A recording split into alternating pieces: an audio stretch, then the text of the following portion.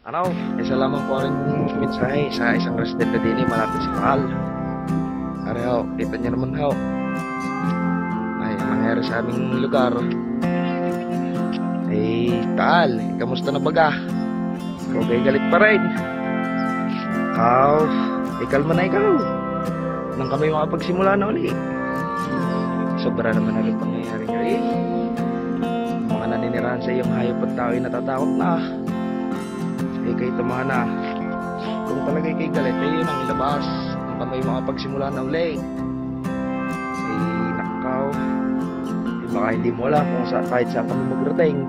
Eh tas na una may pinagmamalaki na eh kay aming sinibulan dito. Wala ang iyong ganda ngayon. Eh kay tahimik na. Sobrang maganda dati na may. Talagang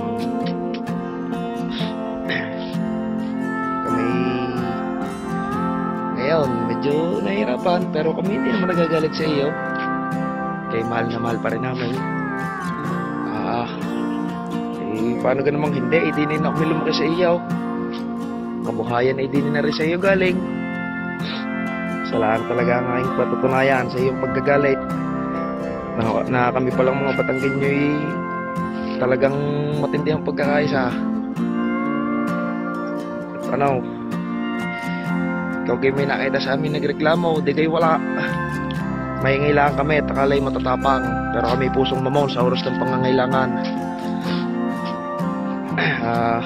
Siya hindi na itatapusin ko na. At baka humaba, ay ikaw ay magpahinga na. Huwag na magligalig, nakaw, nawawala ngayong ganda eh.